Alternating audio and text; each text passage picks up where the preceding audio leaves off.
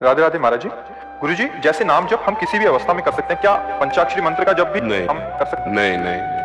पहली बात, पंचाक्षरी मंत्र गुरु प्रदत्त होना चाहिए। दूसरी बात, वो पवित्र अवस्था में ही जपा जाता है। गुरु प्रदत्त ना हो तो पंचाक्षरी मंत्र उच्चारण नहीं करना चाहिए, जपना नहीं चाहिए। ध्यान रखना, ये वैदिक मंत्र है, गुरु प्रदत्त होने पर ही सफलता प्राप्त होती है। आजकल जो ऐसे गान करते हैं ना जोर से शब्दों के उच्चारण, बिल्कुल बात समझ लीजिए, मुख से ऐसे उच्चारण करना मंत्रों का बिल्कुल निषेध है। ये वैदिक मंत्र है, ऐसे नहीं कि आप सुन लिए जैसे गानों में, फिल्मी गाने में नहीं बजते हैं और वो पूरा मंत्र उच्चारण करते हैं। ये सब ये गलत बात है, ये शास्त्र विरुद्ध आचरण, उसी को पाप कहते हैं, शास्त्र विरुद्ध है। मंत्रों का उच्चारण नहीं होता, ये सब वैदिक मंत्र है, गुरु प्रदत्त। जैसे द्वादशाक्षर मंत्र है, पंचाक्षर मंत्र है, ये गुरु प्रदत्त होते हैं। कान में मंत्र दिया जाता है, कोई सुने ना और तुम ऐसे उच्चारण करोगे। अपवित्र दशा में नाम जप किया, पर गुरु मंत्र नहीं। गुरु मंत्र को पवित्र दशा में, और ये गुरु प्रदत्त होना चाहिए। मनमानी ऐसे नहीं जपा जाता। कुछ लोग ऐसे ही मुंह से उच्चारण करते रहते हैं, तो कुछ लाभ नहीं और हानि होनी है, क्योंकि वैदिक सिद्धांत के विरुद्ध है। ये जो वैदिक मंत्र है, इनका सिद्धांत से जप किया जाए। नाम जप कभी भी कर सकते हो, नाम कीर्तन किसी भी अवस्था में कर सकते हो, लेकिन मंत्र कीर्तन नहीं किया जाता। मंत्र उपांशु या मानसिक ही जपा जाता है, वो भी गुरु प्रदत्त। ऐसे नहीं मनमानी के हमारा जो मनाया सो मंत्र जप रहे, जो मनाया सो मंत्र उच्चारण कर रहे। उसका फल नहीं मिलता क्या महाराज? उसका क्या विरुद्ध होता है, विरुद्ध होता है।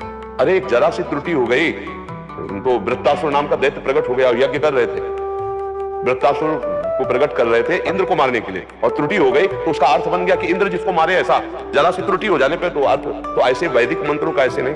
हमको चित्रकूट में एक संत भगवान ने बताया था, जो वैदिक मंत्रों को बिना गुरु के और अपवित्र दशा में उच्चारण करता है, वो कामी क्रोधी लोभी हो जाएगा, उसके अंदर विकारों की वृद्धि हो जाएगी।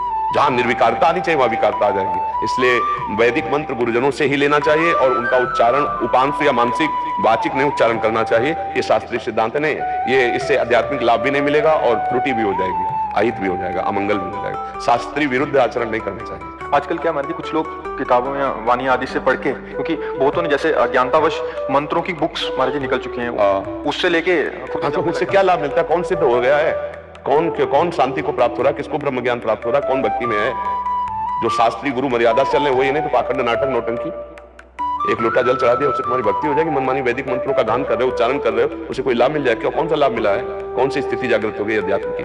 सिद्धांत से चलोगे तो वैदिक सिद्धांत से उसकी उन्नति होगी। ऐसे नहीं होती कि आप पंचाक्षरी मंत्र गान कर रहे हो बिना अधिकार के, और अधिकार भी होता है तो उपांश और मानसिक का होता है। पंचाक्षरी मंत्र का कभी कीर्तन नहीं होता, कभी कीर्तन नहीं होता। पंचाक्षरी मंत्र का और द्वादशाक्षर मंत्र का कीर्तन नहीं होता। ये वैदिक मंत्र है।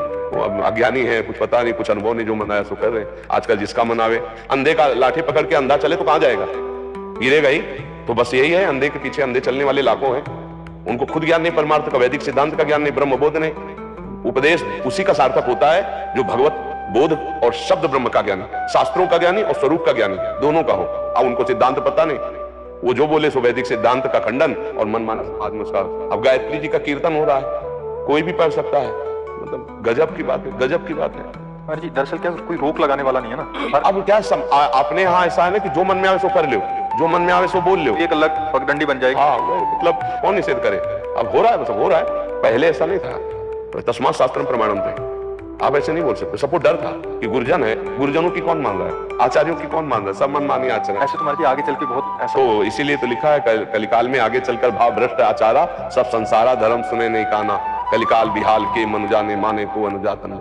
जब सब भ्रष्टता बढ़ती चली जाएगी। ये आज रुचि, संसार की रुचि, अगर बहुत बड़े महात्मा आ जाए यहाँ और एक तरफ यहाँ कोई अभिनय करने वाला नेत्री अभिनेता बैठा हो, फिर आप देख लीजिए कि अगर उसकी तरफ कौन देखता है, इसकी तरफ कौन देखता है। संसार का क्षेत्र ये है। धर्म की बात कौन सुनना चाहता है? अभी कहो तो चढ़ बैठेंगे संसार के लोग। तस्मात् शास्त्रम प्रमाणम ते कार्याकार्यो। कौन शासन करे, कौन उन पे बोले? ये धर्म का विषय जानना बहुत कठिन है। आचार्य परंपरा को, आचार्यों के आदेशों को कोई भाग्यशाली उपासक मानता है। नहीं, आचार्य परंपरा से कौन चल रहा है? मनमानी आचरण, जो मनावे सो बोलो, जो मनावे सो करो। रुपया हो गया, जो मनावे सो करो। आप भगवान हो, आपके सामने कोई टोकने वाला नहीं, कोई रोकने वाला नहीं। जैसा मनावे अर्थ पढ़ दो, जैसा मनावे बात बना दो। सामने वाले बैठे, उनको तो ज्ञान है नहीं, वो भोली श्रद्धा, अंधी श्रद्धा, बस झुके चले जा रहे हैं। शास्त्र का क्या आदेश है, शास्त्र का क्या उपदेश है? इसलिए हमें लगता है वैदिक मंत्रों को गुरुजनों से लेकर मानसिक जप पवित्र अवस्था में, उपांशु जप पवित्र अवस्था में, नाम जप कभी भी, कहीं भी, कैसे भी कीर्तन कर सकते हैं।